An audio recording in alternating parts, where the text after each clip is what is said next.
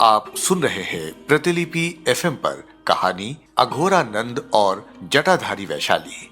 इसके लेखक हैं अनिल शेखर और इसे आप तक पहुंचा रहा हूं मैं आरजे अनवारुल हसन।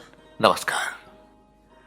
भाग 3। कहानियां लिखना, कहानियां पढ़ना ये सब महत्वपूर्ण है, लेकिन उससे ज्यादा महत्वपूर्ण है कि आप साधना के क्षेत्र में आगे बढ़े, अपने इष्ट के मंत्र का जाप करें और उनकी कृपा प्राप्त करें, बाकी जैसी गुरु जी की इच्छा।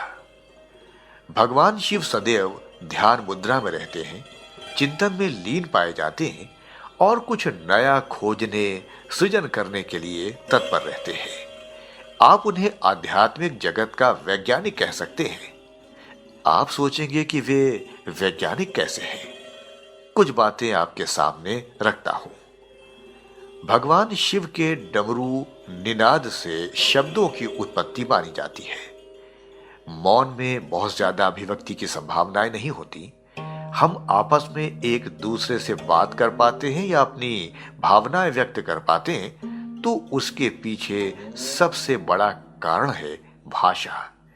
भाषा का मूल होता है शब्द, शब्द का मूल होता है अक्षर, यानी कि का, खा, गा।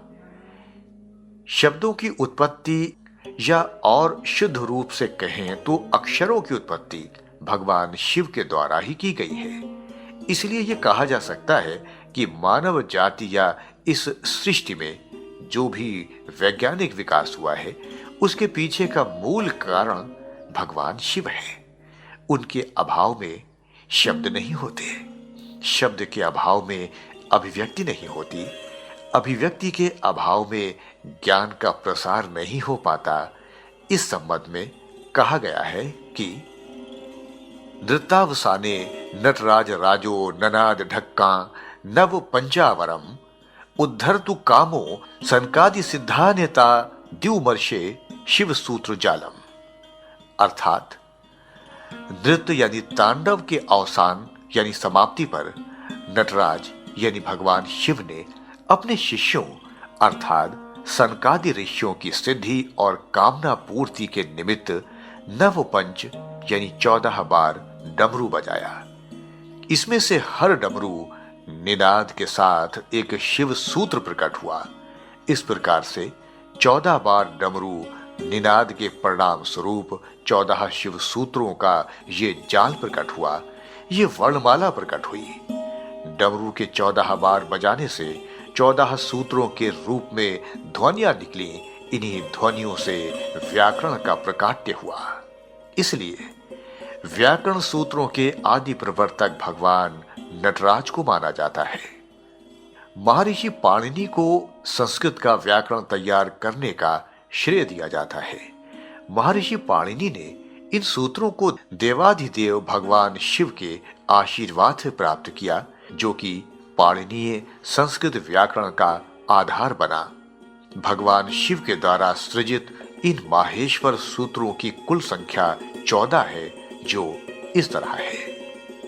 1 आ ई उ ड़ा, 2 री ल का, 3 ए ओ रा, 4 ए ओ च, 5 हा या वा रा टा, 6 ला ड़ा, 7 या मा ड़ा ना ना मा, 8 झा भा या, 9 चा ढा धा श, 10 जा बा गा डा दा श, 11 खा फा छा ठा था चा टा ता वा, 12 का पा या, 13 शा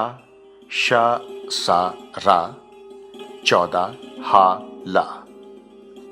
सभी भाषाओं का अध्ययन करें तो संस्कृत भाषा के व्याकरण में जितनी सूक्ष्मता और वर्ण विन्यास का सौंदर्य है, वो किसी अन्य भाषा में नहीं है। हमारे पास 5-5 व्यंजन के सेट हैं, जैसे का, खा, गा, घा, ड़ा। इनमें से हर सेट की बोलने की शैली मिलती जुलती है। इसमें भी विचित्र बात यह है कि आपके जीभ की पोजीशन ऐसे हर सेट में लगभग एक समान होती है, यानी या तो जीभ दांतों से टच हो रही होगी या तालू से टच हो रही होगी। आप दंग रह जाएंगे कि कितने वैज्ञानिक तरीके से इन अक्षरों को या व्यंजनों को एक सेट में बांटा गया है। ये अपने आप में स्पष्ट करता है कि भगवान शिव कितने बड़े वैज्ञानिक हैं। भगवान शिव को हमारे त्रिनेत्र में स्थित माना जाता है। त्रिनेत्र की जो स्थिति है उसके ठीक पीछे मस्तिष्क का एक हिस्सा है। हमारा मस्तिष्क 2 हिस्सों में बटा हुआ है और उन दोनों हिस्सों के आपसी समन्वय का कार्य त्रिनेत्र के पीछे स्थित यही हिस्सा करता है। उस जगह के अधिष्ठाता है भगवान शिव। अर्थात अगर आपको अपने मस्तिष्क का पूर्ण उपयोग करना है या अपने मस्तिष्क की क्षमता को विकसित करना है तो आपको शिव साधना करनी चाहिए। अस्तु। वैशाली की शिव साधना अपने क्रम में चल रही थी। उसे अपने मस्तक के तीसरी नेत्र वाली जगह पर कभी कभी स्पंदन जैसा आभास होता, कभी कभी रीढ़ की हड्डियों में सिहरन की अनुभूति होती है। कभी कभी बैठे बैठे वो शून्य की अवस्था में चली जाती। मंत्र जाप करते करते उसका शरीर कभी कभी बेहद गर्म हो जाता है। ऐसा लगता है जैसे बुखार हो गया है। एक रात को वो सो रही थी। जब हम सोते हैं तो सपने आते हैं। सपनों में कई बार वो चीजें दिखाई देती हैं जिसके बारे में हम सोच कर सोते हैं या जो हमारे अवचेतन मन में होता है। माधवराव वाले प्रसंगों को लगभग 4-5 साल बीत चुके थे, लेकिन उसकी टीस वैशाली के हृदय में अब भी कभी कभी उठ जाती थी। उस रात भी वो उस घटना को याद करके काफी देर तक रोती रही और रोते रोते सो गई। जब कोई स्त्री अपनी सहमति से किसी पुरुष के साथ संबंध बनाती है तो वो अपने आप को पूरी तरह से सौंप देती है, तन मन दोनों। जब पुरुष उसे जबरदस्ती प्राप्त करता है तो वो उसके शरीर को तो हासिल कर लेता है, लेकिन उसका मन उस क्रिया के लिए सहमत नहीं होता जिसकी टीस स्त्री के मन में हमेशा बनी रहती है। माधवराव वाले प्रकरण को काफी साल गुजर चुके थे। आज भी जब वैशाली बैठकर उस घटना को याद करती थी तो उसकी आत्मा तक तड़प जाती थी। कोई विषाद या पीड़ा जब हमारे हृदय में बहुत गहरे चोट कर जाती है तो उसके प्रभाव से हमारे अंदर की कुंडलिनी शक्ति अचानक से जागृत हो जाती है। ये जागरण कुछ क्षणों का ही रहता है। ऐसे क्षणों में निकली हुई आह या श्राप दोनों फलीभूत होते हैं।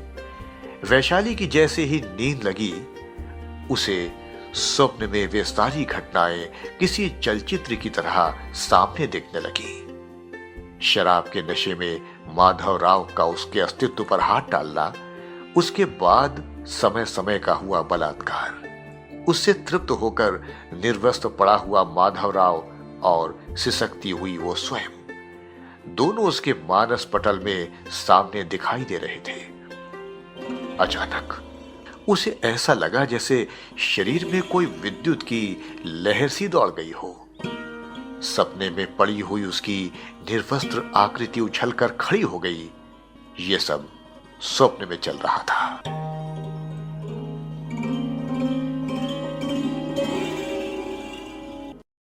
इस कहानी को पूरा सुनने के लिए डाउनलोड करें प्रतिलिपि FM ऐप और ऐसी दिलचस्प कहानियों से जुड़ने के लिए इस पेज को लाइक, सब्सक्राइब और शेयर करना ना भूलें।